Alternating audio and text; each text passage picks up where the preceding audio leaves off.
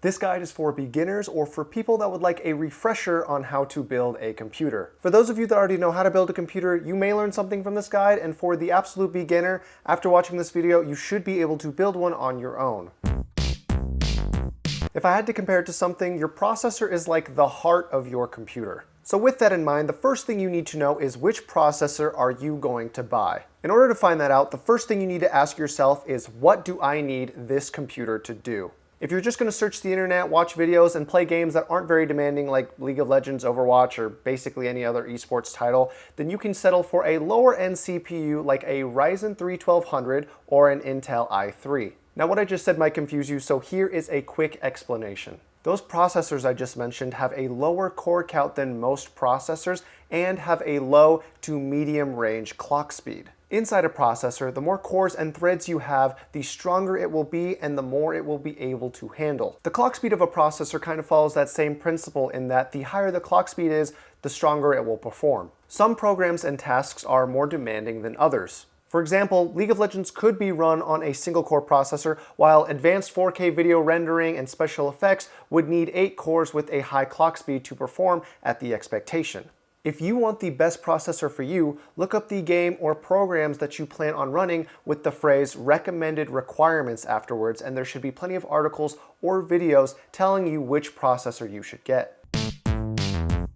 As the name implies, this part is to keep your processor cool. A processor gets very hot while performing tasks and needs help staying cool in order to keep doing so. Without a cooler, your processor would fry. Now, most processors have an automatic shutdown feature when they get too hot, but either way, you never want your processor to get there. There are two main ways to cool your processor, which are air cooling and liquid cooling. Both have their benefits, but for a beginner, I would recommend air cooling since it's a little bit easier to install. Now, some manufacturers sell CPU coolers with their processors, like AMD with their Ryzen chips. Most of the time, these processors are sufficient, but if you plan on doing something like long-term gaming or extreme content creation, then I highly recommend getting a beefier cooler.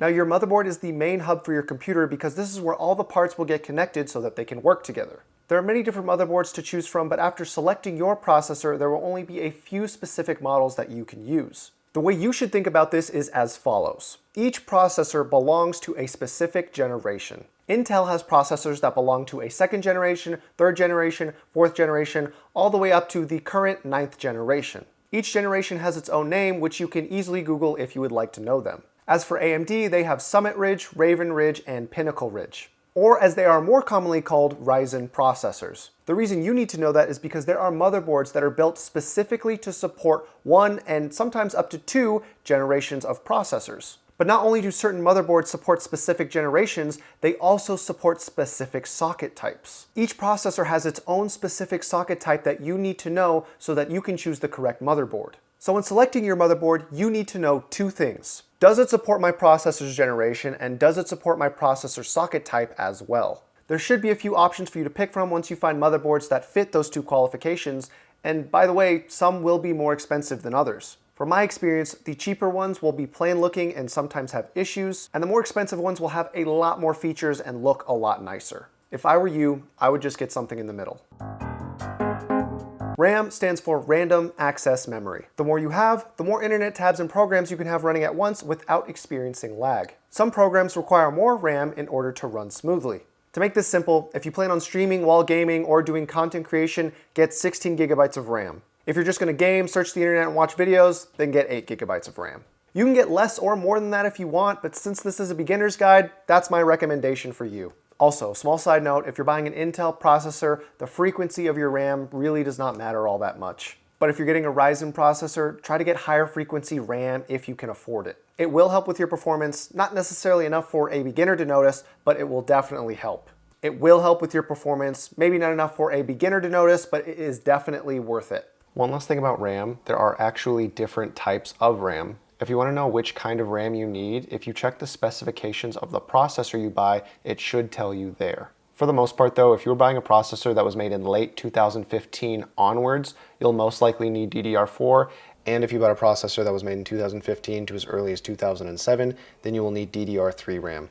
I'm not going to give you any suggestions for processors earlier than 2007 because you should not be building a computer with hardware older than that unless you have a YouTube channel and you're just trying to do something crazy.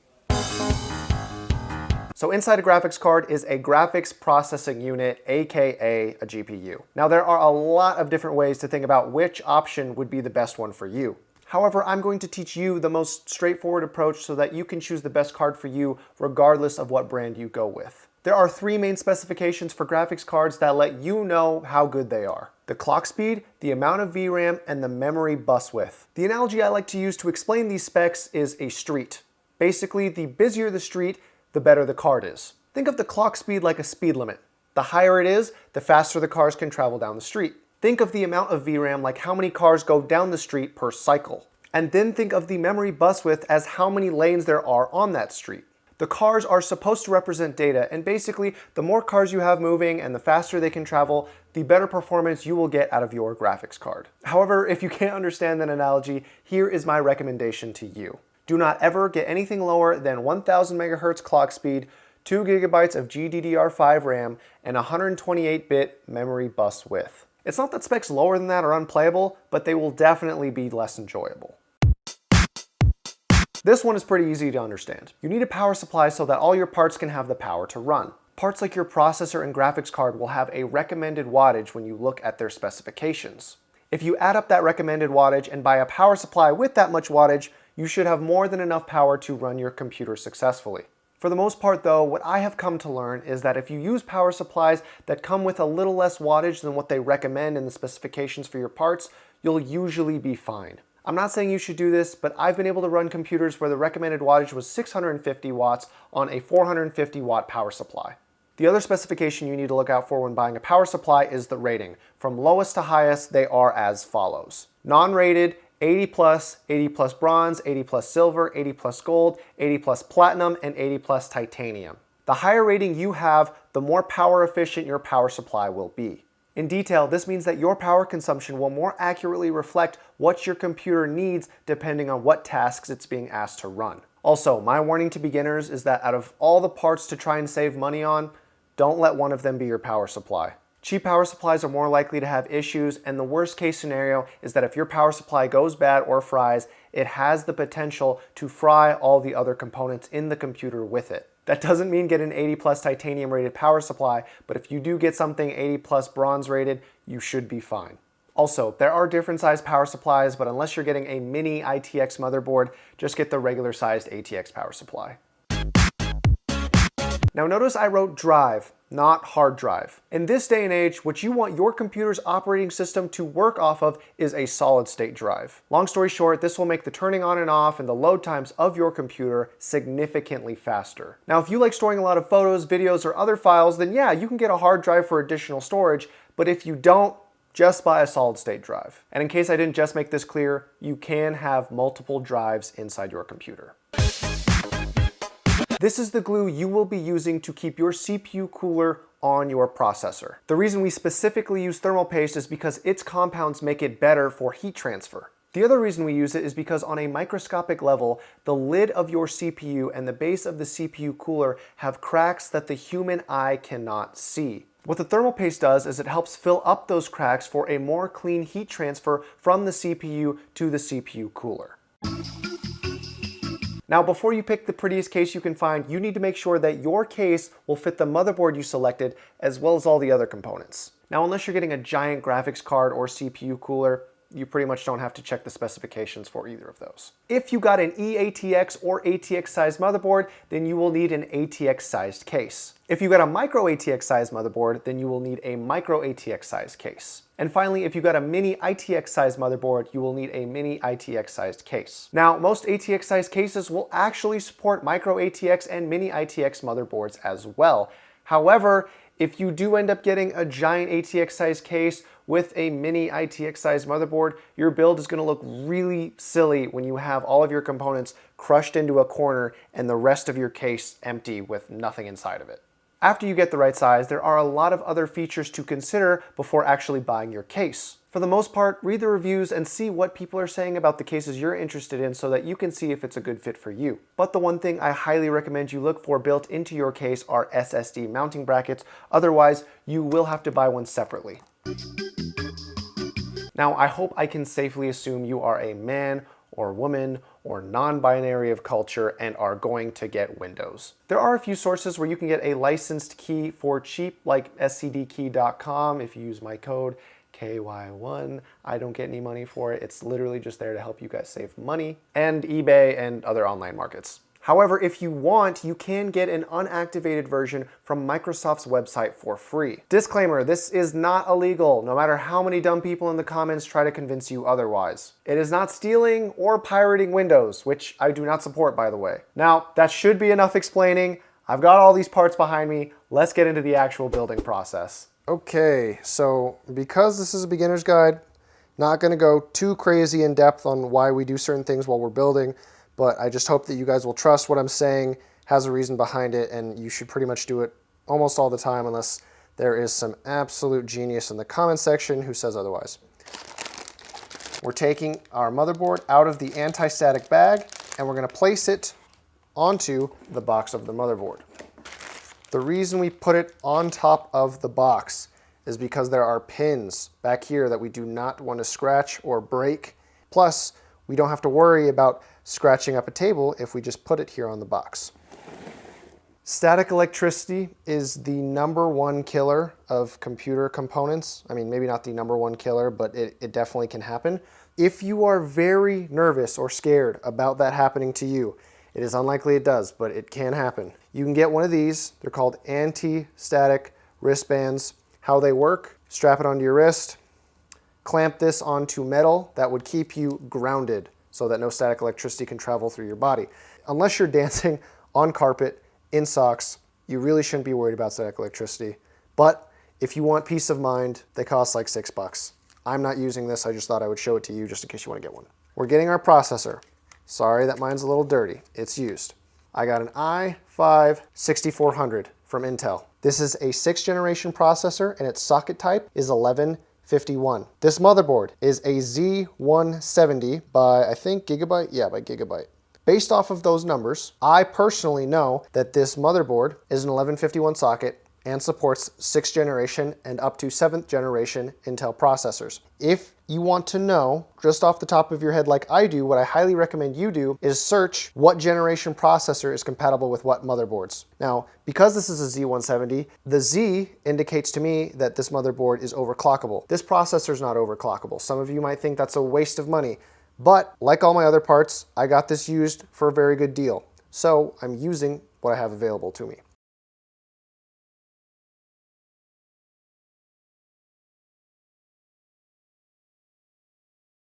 Now, we're going to take the clamp off of the CPU socket.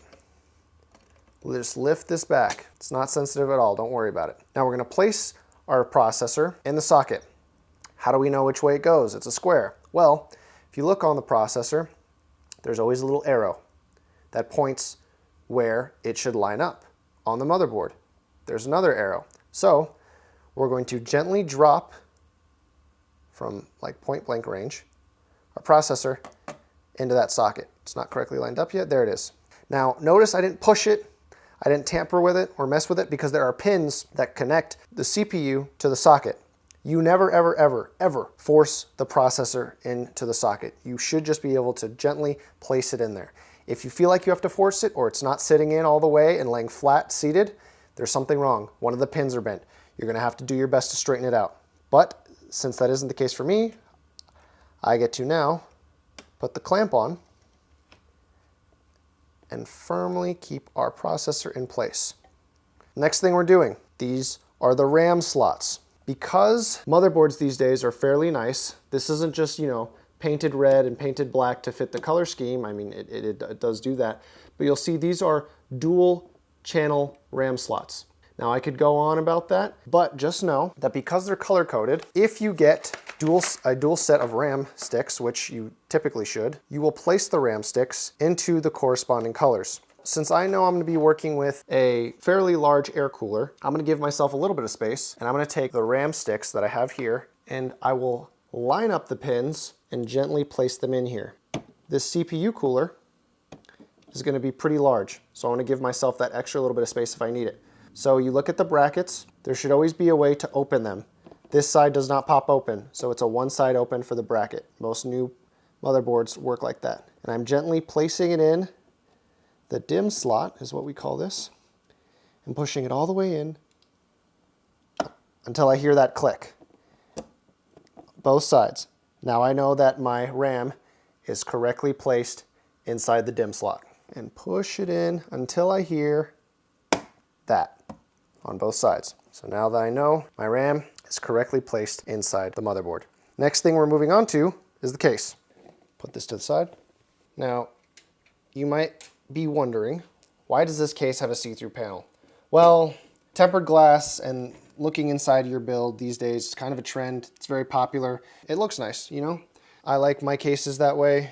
If you want to get one that way, there should be a lot of cases like that for you to choose from.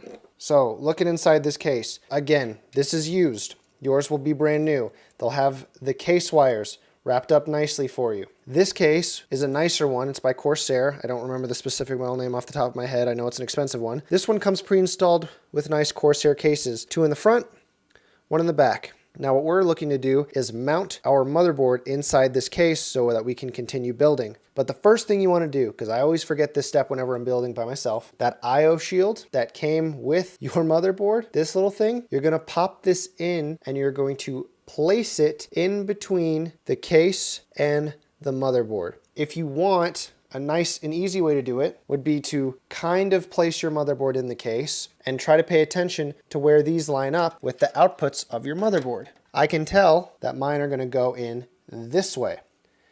And I'm going to pop this in here through the side. Now I know you're not getting a good angle, but what I want you guys to know is that when you are putting this thing in, it's a little rectangular shape.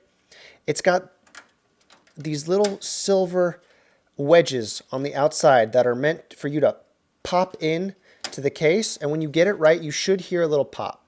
Still push. See, like that. See, I'm pushing. There we go. Now I can seat my motherboard.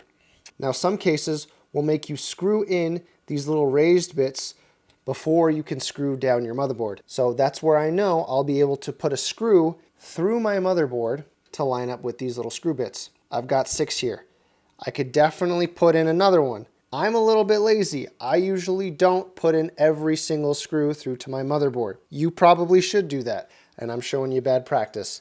So I'm making sure that my outputs on the motherboard line up with the I/O shield, getting all the case cables out of the way first. Make sure that they're pushed through the side. And what I'm checking for here is to see if the outputs on the motherboard are going through the I/O shield correctly and that the holes line up correctly so that I can screw through into the case. Most cases will come with a bag full of screws. Not most, all should. And what you're going to look for is the screw that it's got a circular base with a hexagon screw head. And it works with a regular Phillips head screw or screwdriver. So what I'm going to do now is I'm going to put this screw in right where I see the hole lines up. We'll start in the corner, gently trying to get the screw in there. And it's threading. So now I'm just going to screw that down until it doesn't go any further. Perfect. Now I've got one down. Now what you want to do when you're screwing these down is you want to go on diagonals if you can, because what's going to happen with motherboards, especially if you're working with smaller micro ATX motherboards, is that if I just started screwing all on one side, what's going to happen is the plastic that holds this motherboard together is going to start curving upwards, and it's going to be very difficult to screw down the other side. So in order to avoid that, I'm going to take this screw and screw it down diagonally on the other side so that I don't get one side completely popping up. Screw it down. We're going to fit off this diagonal now.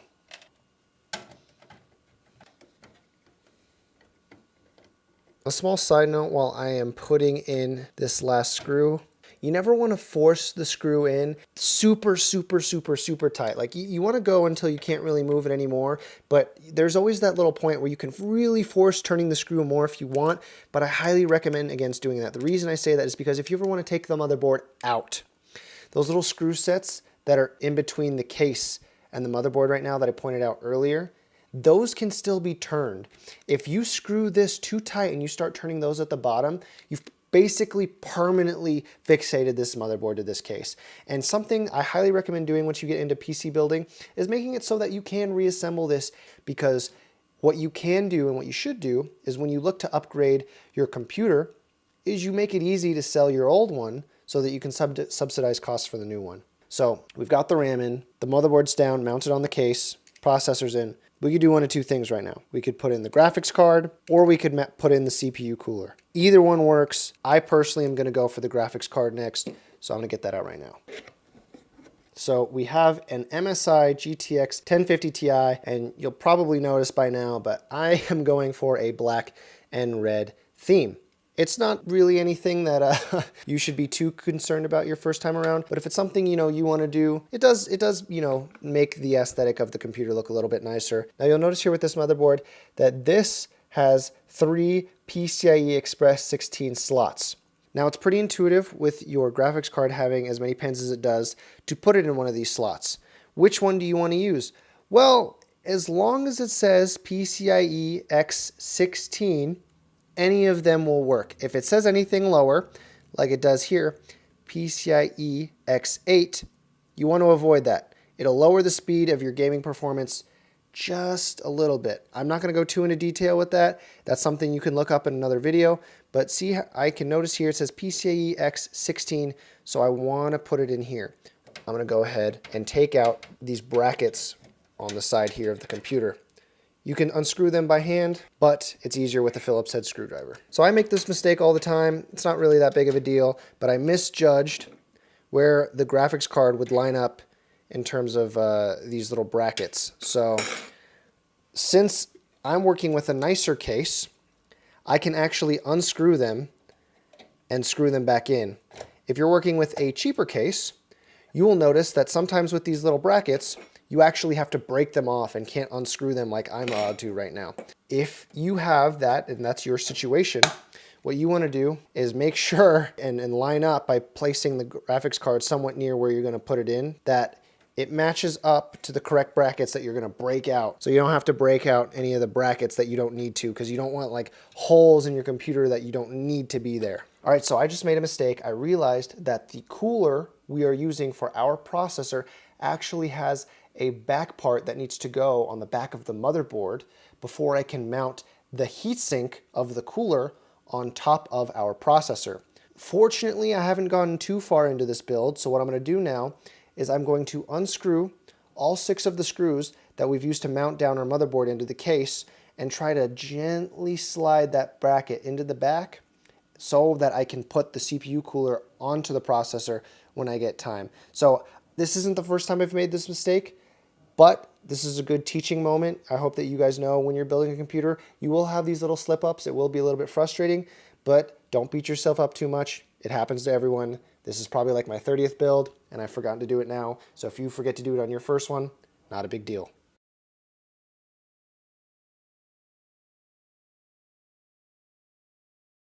Okay, so I've got the piece now that goes on the back of the motherboard, and while I shouldn't have rested it face down like that, I know from experience that computer parts are actually not as sensitive as we might believe them to be, which is why I let myself get away with some bad habits. That doesn't mean you should copy me. So now that I've gently placed them through those holes, I'm going to flip it back over while holding it in place, and I'm going to keep these holes in place now by screwing them down with the parts that came for the CPU cooler. Now, your CPU cooler might be a little bit different from the one that I'm using, but for the most part, it should operate in generally the same way. There may or may not be a back piece that you have to clamp in there from the back before you screw it down, before you can mount your heatsink.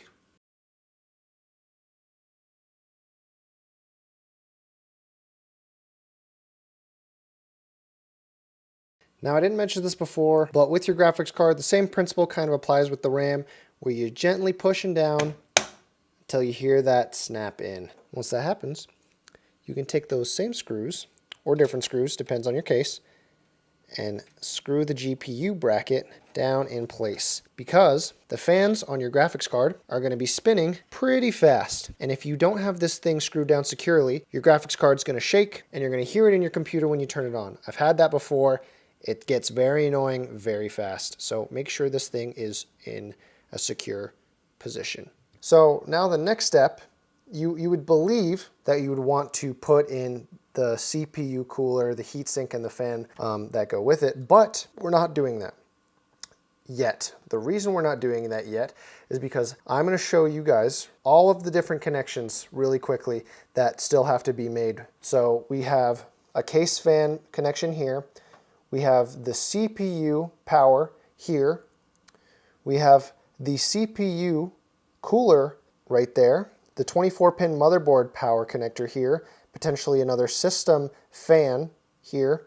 We have the USB here, and we have some case connections for the panel right here. Now, like I noticed up here, if I put in this giant heatsink, and this isn't even all of it, this is the fan that still needs to be attached to the side. If I put this in right now, it would not be easy at all to reach back here and put those extra connections in. So what I'm gonna do to make this a little bit easier on myself is I'm gonna open up the back side of this case now, and I'm gonna start installing our power supply so that I can correctly cable manage everything the way that I want it as best as I can before I put in our CPU cooler. So your case might be bigger. There might be more space for your hands up here if you were to install your CPU cooler before plugging everything in.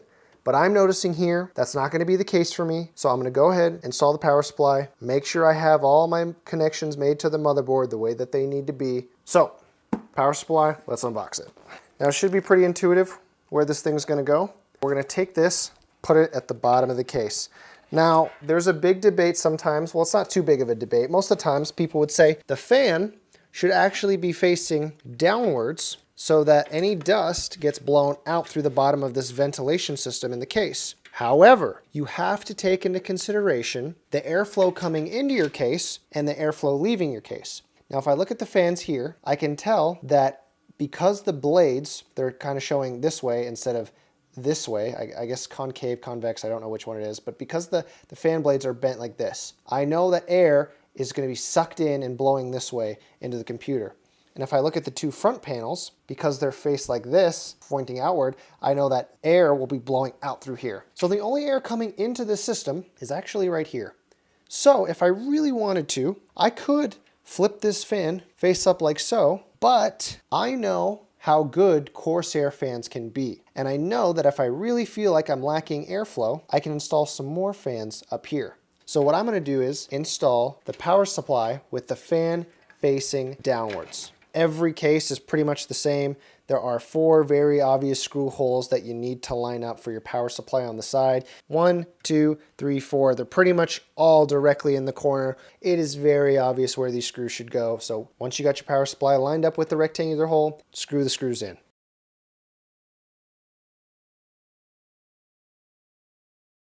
Okay, so we got our power supply screwed in. Now, I can take these cables, throw them back into the back panel of the case, and then pop them out where I need to plug them in. Now you might be wondering, well, why don't you just go and plug it in? Well, look, if I did that, now I got this giant ugly cable hanging over the top of my glass panel, which I'm going to be seeing through. It doesn't look good. You know, you can do it. It really is up to you.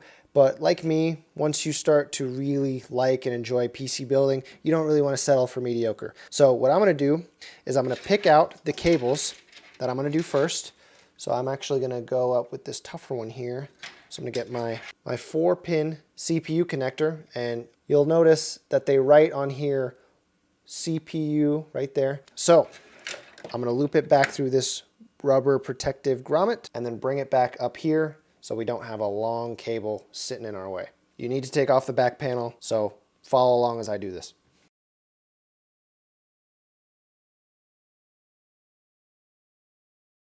Okay, so now I have my CPU cable up here ready to be plugged in at the top of the motherboard. And this is basically the shapes game. If you played this when you were little, the correct shape goes in the correct hole. Not too hard to figure out, even if I don't do a very great job of explaining where certain power connectors go on the motherboard. If you really are struggling that much, just count how many pins there are. This is an 8-pin hole. I've got a total of 8 pins here, 2 4-pin connectors. I'm gonna put them in here. Put them in until you hear that pop. Give them a light tug. If they don't come out, they should be in correctly. Now you move on to the next one. I'm going to go ahead and do this 24-pin connector here.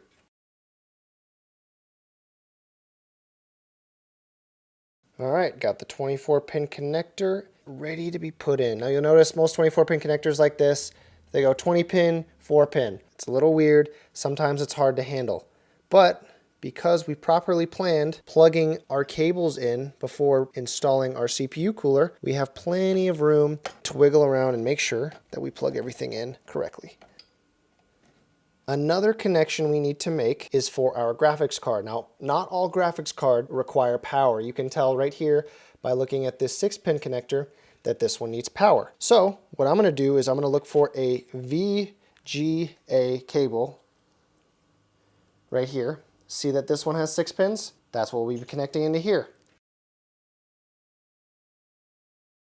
Okay, so this only needs one 6-pin connection for this graphics card. Some need 2. I'm going to go ahead and plug it in, and you'll notice that now we kind of have this little ugly other 6-pin hanging off here. The reason this is here is, like I said, some graphics cards need so much power that they need 2 6-pin connectors. Now I don't like this just randomly hanging off like that. It looks kind of ugly.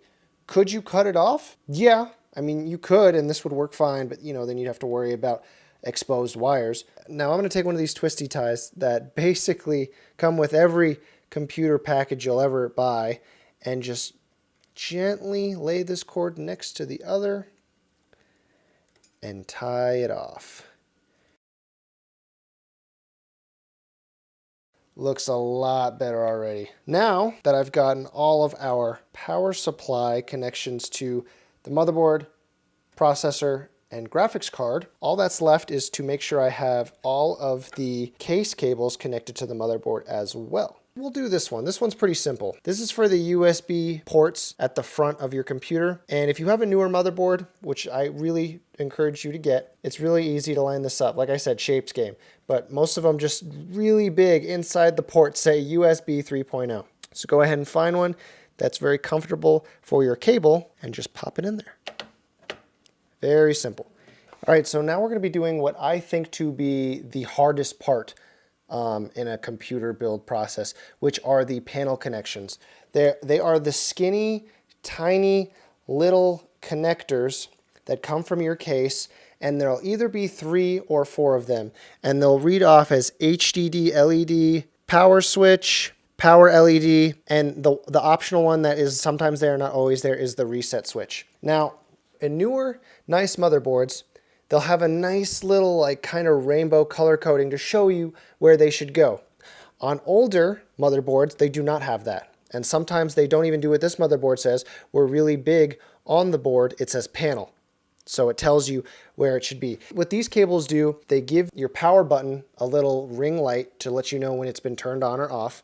And it allows your power button to work in general in the first place. Each of these little cables has a positive cable and a negative cable. Most of the time, what has worked for me so that you don't always have to read the manual is making sure that the writing on that cable is facing outwards. They're never facing inwards towards each other. That's usually all it takes to make sure that you get the positive and negative cable oriented in the right direction. Because if they're not oriented in the right direction, if it's facing the wrong way, it's not going to work. So I don't need to pull up the manual for this motherboard because, like I said, this is a nice motherboard. It tells me right below the little rainbow pattern where the power LED, the power switch, the reset switch, the HDD LED, where all that goes. The part of this that is really the most painful part after identifying where it goes is gently making sure you get these pins to go in correctly. I cannot emphasize how often it's taken me to get, I'm going to just go ahead and start trying to do this, how often I have failed numerous times trying to get these little pins in the right spot just because they're so skinny and so small.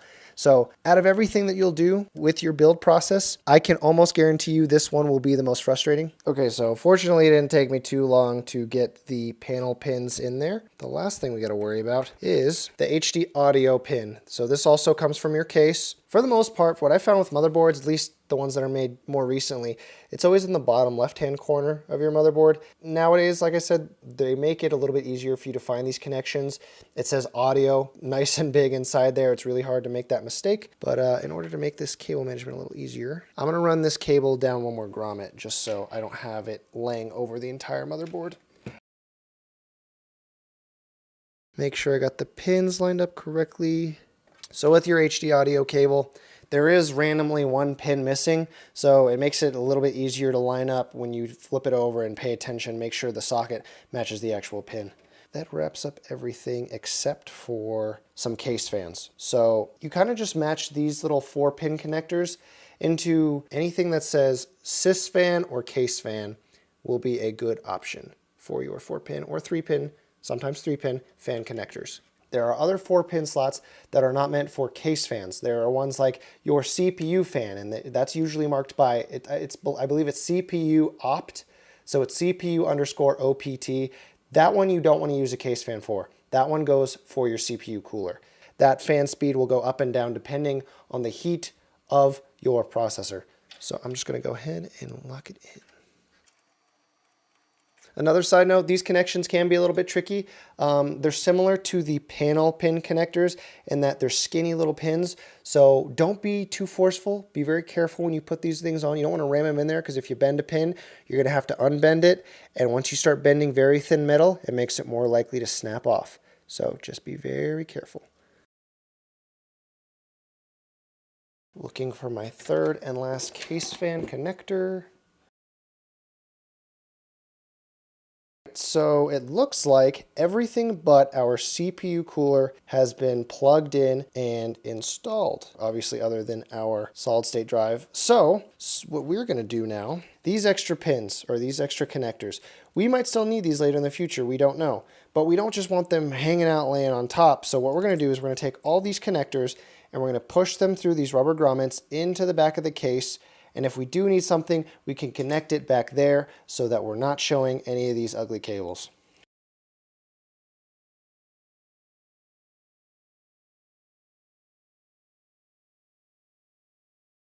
So I know that we will need these SATA connections. You can tell that they're SATA by the little L when you look inside the pins. I know we'll need these later, but I don't just want to lay these underneath the case and kind of crush them. You can do that. I've definitely done that in the past and there's not really an issue. But just for the sake of now, just so these kind of don't get crushed so that viewers like you get bad habits, I'm going to tie them up with another twisty tie and kind of throw it in a socket, well not a socket, in an opening in the case. And we'll leave them there for the time being, but it's not going to stay like that permanently. Okay, here's the heatsink. I'm going to go ahead and screw this thing into the mount that we screwed in earlier. This is the fan that will be connected to that heatsink. I just want to make sure there are no spacing issues. Quick tip, these fans that come onto your CPU cooler, the heat sinks, they can actually typically either be installed on one side or the other side. I think for the most part they always come pre-installed, so the fan snaps on, like I just have it now. In order to get it off, you just kind of lift these little clamps.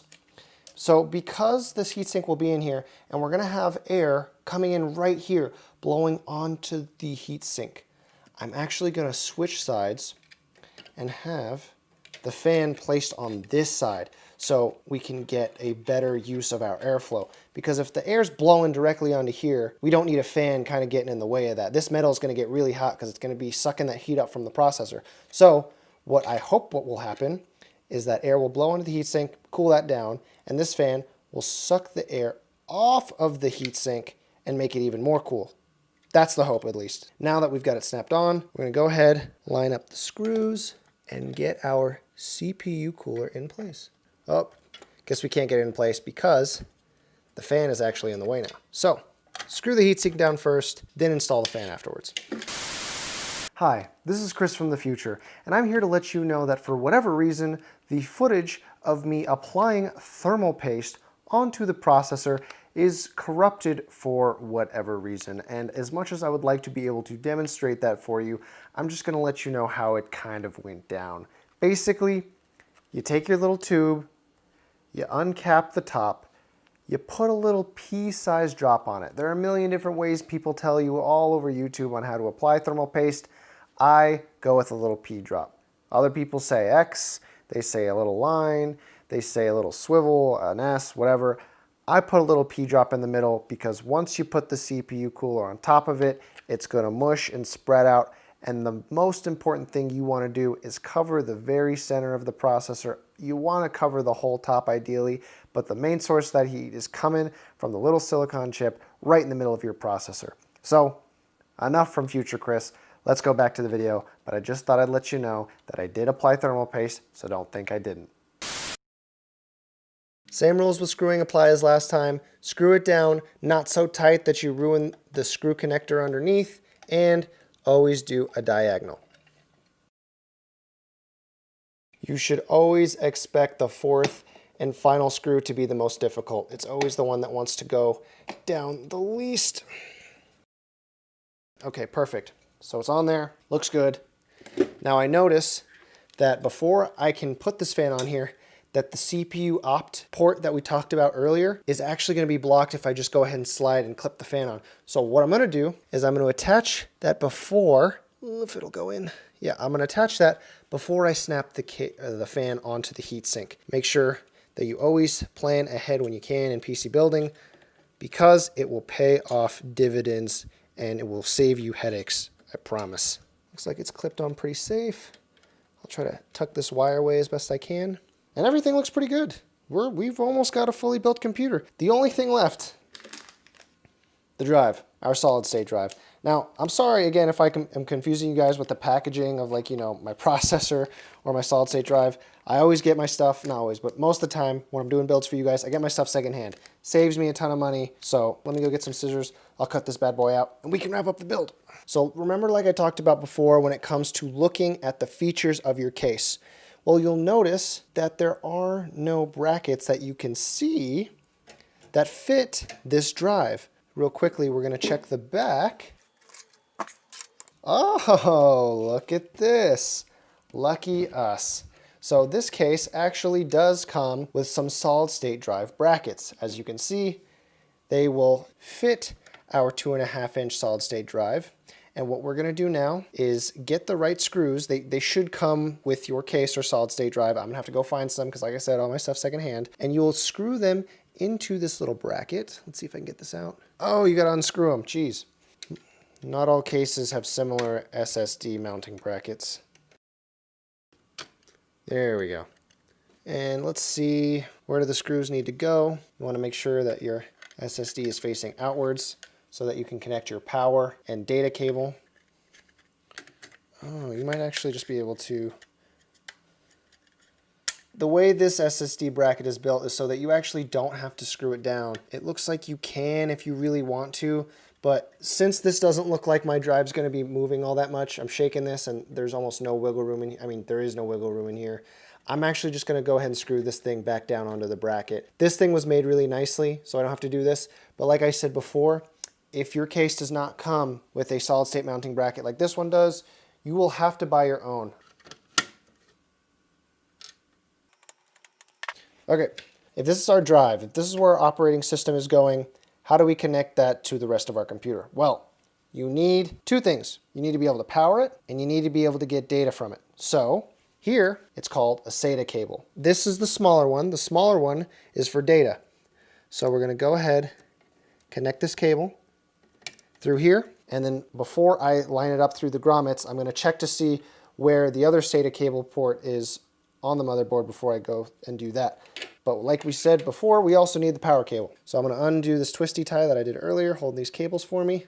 So let's see, we have a few, but I'm going to go ahead and use this one because I think it'll give me the best possible control later for when I actually want to tie all these cables up in the back. So you plug, go it in all the way. I heard it pop, or not pop, but snap into place. Now be careful. These SATA cables, these L brackets are very easy to break. You break this thing, you're going to have to get a new one. They're not easy to fix. They're just a pain in the ass once they break, so make sure you don't break it. I'm going to look for where a SATA port is. They're right here. Sometimes they're stacked up on the side. You don't look down directly at them. They're coming in from an angle. I need to slide my SATA cable through.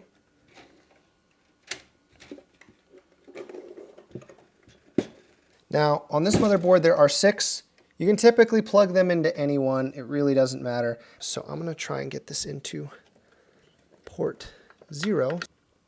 Boom.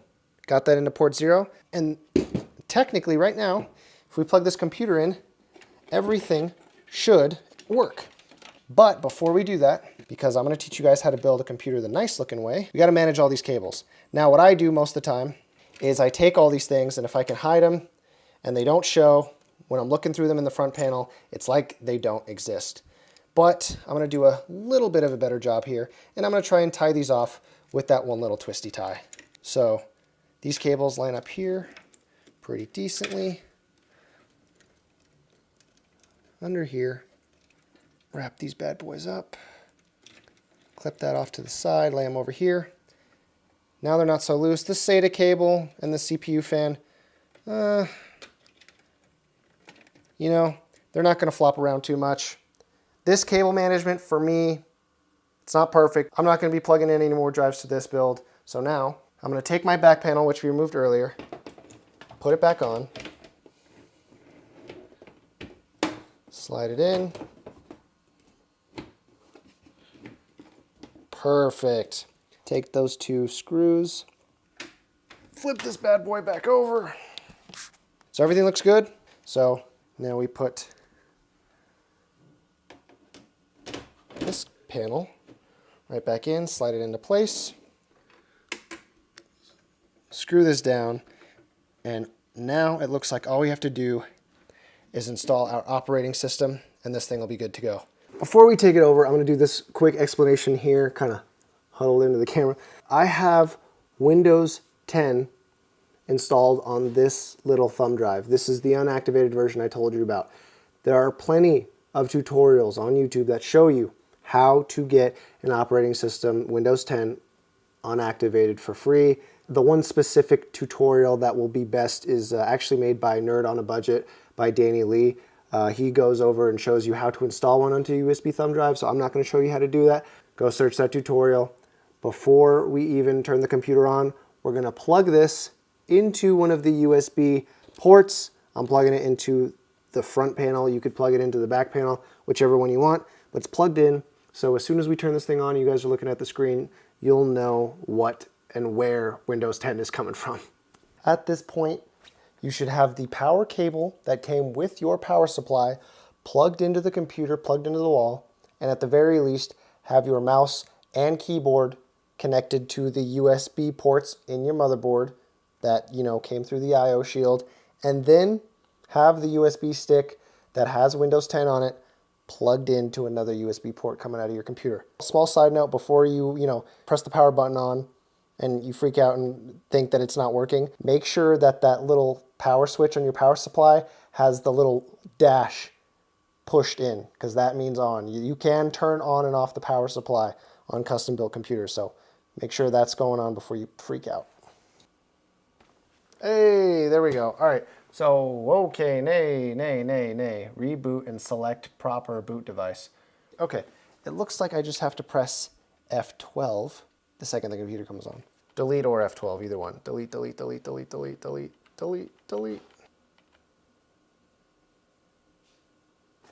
Perfect. Okay, so we're going to the BIOS tab in the UEFI, and boot option 1 right now is the SSD, which it should be most of the time. But right now, since there's nothing on it, it won't boot anything. So we're going to choose our boot option number 1, and we're going to select it to USB disk, because that is what our operating system's on. And then boot option number 2 is now our SSD. So with that, we're going to move up to save and exit, hit save and exit setup. Double click that, save, configure, and reset. Click yes. Now the computer's resetting. We should be booting off of the USB stick with Windows 10 on it now. Perfect. All right, here we are, Windows 10. Hit next, click install now. Okay, so here we go. Activate Windows. You're gonna go down to this blue text, click I don't have a product key. Now it's gonna ask you which Windows 10 you want to install. I always do Windows 10 Pro. Click next, click that you accept the license terms. Everything from here on out should be pretty straightforward. After you have a computer that has installed Windows successfully, it's going to reset a few times.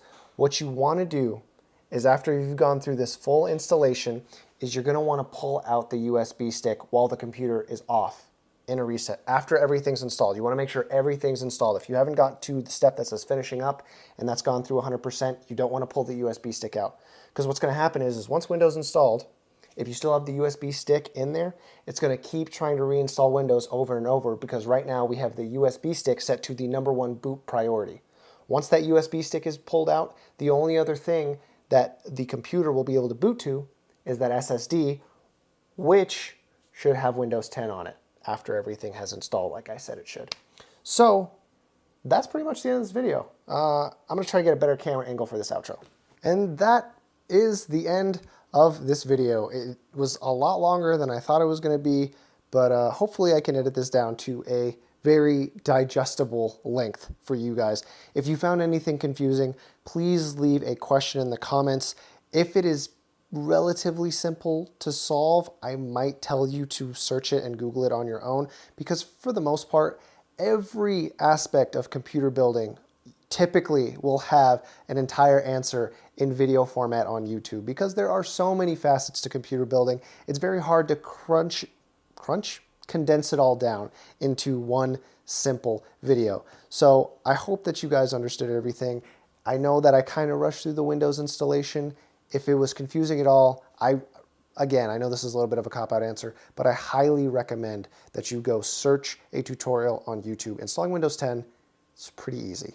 Even if you've never done it before in your entire life, there are only a few options, and it takes common sense to just, get the thing done.